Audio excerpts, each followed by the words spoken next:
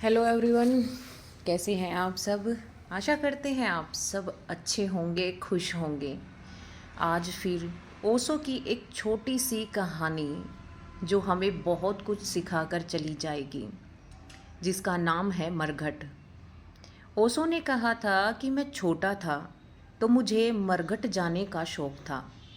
मरघट से मुझे बहुत कुछ मिलता था और गांव में कोई भी मरे इसका कोई मुझे सवाल ही नहीं था।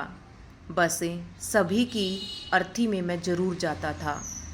जब मैं स्कूल में नहीं पहुंचता था तो शिक्षक भी समझ जाते थे कि ज़रूर कोई मर गया होगा गांव में, इसीलिए स्कूल में नहीं आया। जब मैं घर खाने के वक्त पर ना पहुंचता तो घर वाले लोग भी समझ जाते थे कि गांव में कोई मर गया होगा और उसकी अर्थी के साथ गया हुआ है। भेजो इसको मरघट पकड़ ले जाए। जब भी कोई भी मरता तो उसके साथ मरघट तक वो जरूर जाता था। और मरघट पर जाकर दो हैरानी की बात जो मुझे हमेशा दिखाई पड़ती थी, एक तरफ तो एक इंसान जल रहा है और दूसरी तरफ लोग बैठकर संसार के गपशप कर रहे हैं। इससे मैं हमेशा यही यूं चिकित्सक रह जाता था कि आदमी जल रहा है।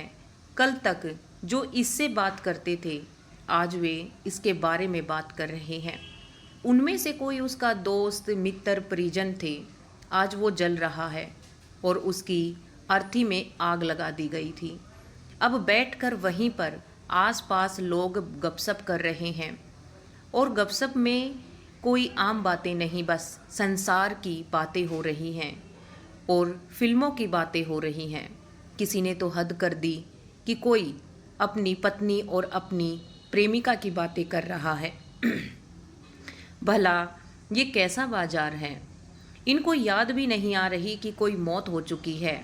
यह घड़ी तो ध्यान की थी, यह तो बैठकर सोचने की थी और विचार करने की थी कि यदि आदमी मर गया, और यह भी इन्हीं की बातें करते करते, ऐसी ही बातें करते करते, कहीं फिल्मों का जिक्र तो कहीं किसी का जिक्र करते करते एक दिन ये भी मर जाएंगे।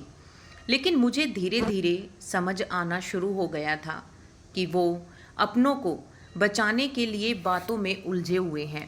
वो सोच रहे हैं कि आज जो इस सैया पर लेटा ये एक इंसान जल रहा है, वे सोच रहे थे कि इनका कभी वक्त नहीं आएगा, यह आदमी तो मर गया। यह बात किसी को दिखाई नहीं पड़ रही थी क्योंकि सब अस्त व्यस्त हो चुके थे। यह उनकी जिंदगी के ढांचे को तोड़ मरोड़ देगी। उनको भी परमात्मा को याद करने की मजबूरी होनी चाहिए। फिर संसार का स्मरण करने से काम नहीं चलेगा, क्योंकि संसार का स्मरण करते करते लोग रोज मर जाते हैं। कब इन सब को सूद आएगी, कब इनको स्मरण होगा कि मृत्यु एक अटल सत्य है। जो तुम अर्थी तक जिसके साथ आए हो, दरअसल तुम उसे उसकी मंजिल पर नहीं लेकर आए, बल्कि एक मरा हुआ इंसान तुमको तुम्हारी मंजिल दिखाने के लिए लेकर आ जाता है। मगर इस संसार में उलझे लोग मृत्यु को कुछ समझते ही नहीं, बस अपनी ही पीड़ाओं से घिरे हुए हैं। संसार का ये मरण धर्मा है, मगर लोग इससे बहुत दूर हैं। जो असली अमृत है उस पर ध्यान नहीं देते, बस अपने ही जोड़ तोड़ में लगे रहते हैं। उन्हें जो उनका दोस्त आज इस दुनिया में नहीं है उसकी उन्हें कोई परवाह नहीं है। बस वो बातें कर रहे हैं संसार की, उन बंधनों की जिनसे एक दिन उन्हें भी छूट जाना है। मगर कहते हैं ना कि लोगों को जब तक अपने ऊपर ना बीते तब तक कुछ नहीं पता चलता।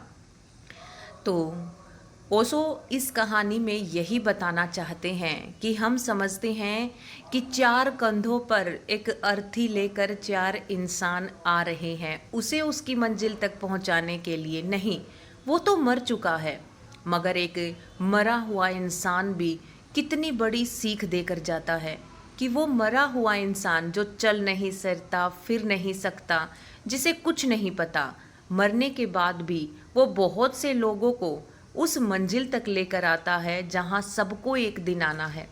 मगर लोग इन सब बातों से बेफिक्र रहते हैं। और संसार की उलझनों में इस कदर उलझ जाते हैं कि किसी को पता ही नहीं रहता कि हमारा जीवन एक दिन नष्ट हो जाना है। बस लोग अपनी ही बातों में लगे हुए हैं। इस कहानी के माध्यम से ओशो बस हमें यही बताना चाहते हैं कि मृत्यु अंतिम सत्य है।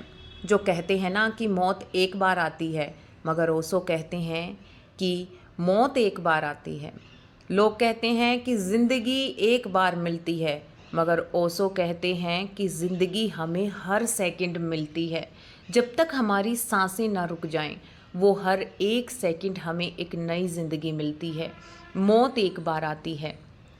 हम अपनी परेशानियों से इतने घिरे हुए हैं कि इस मौत के सत्य से बहुत दूर हैं। उसे कोई समझ ही नहीं पाता। बस भागम भाग एक दूसरे की देखम देख और उस भेड़ चाल में इतने व्यस्त हो चुके हैं कि हमें मालूम ही नहीं है कि ज़िंदगी में हो क्या रहा है। मगर सच्चाई ये है कि ओशो कहते हैं कि ये जीवन जो हमें हर सेकंड एक नए मार्ग दे रहा है, एक चाहना दे रहा है। मनुष्य जूनी तुम में आए हो तो बस उसे अच्छी तरह जियो, अपने कर्मों को अच्छा रखो। मंदिर जाने से भगवान नहीं मिलते, पत्थर की मूर्तियों पर दूध चढ़ाने से भगवान नहीं मिलते। भगवान तो हमें दिन में कई बार मिलते हैं, हर कदम पर मिलते हैं। बस हम नहीं पहचान पाते। उस परमात्मा से रूबरू हम होना ही नहीं चाहते। और जब इंसान परमात्मा से रूबरू नहीं होना चाहता, जब परमात्मा ने कहा है कि मैं हर कण में हूँ, जो चलती फिरती हैं उनमें भी, जो नहीं चल फिर रही उनमें भी, जब हर जगह भगवान है तो सिर्फ मंदिर में क्यों ढूंढे उन्हें? हम उन्हें अपने आसपास भी तो महसूस कर सकते हैं, अपने साथ साथ भी तो महसूस कर सकते हैं, हमारे अंदर भी महसूस कर सकते हैं। जिस दिन आप किसी की मदद कर दोगे, आप उसके लिए भगवान हो। और कभी परेशानी में, कभी ऐसी समस्या में आप घिरे हुए हैं और कोई आपकी मदद कर दे तो वो आपके लिए भगवान है, तो आप खुद भी भगवान हैं। इसीलिए हमेशा मदद करने की कोशिश करें कि किसी के दुख को थोड़ा सा कम कर सकें। किसी के मुरझाए हुए चेहरे पर अगर आपने थोड़ी सी भी खुशी, थोड़ी सी भी हंसी ला दी, तो आप उस परमात्मा के अंश हैं, आप उस भगवान से कम नहीं हैं। इसीलिए दोस्तों, ये थी हमारी आज छोटी सी कहानी। कैसी लगी प्लीज़ कमेंट बॉक्स में ज़रूर बताइएगा। अगर अच्छी लगी हो तो प्लीज़ लाइक कीजिएगा और चैनल को सब्सक्राइब ज़रूर कीजिएगा। धन्यवाद। Bye bye.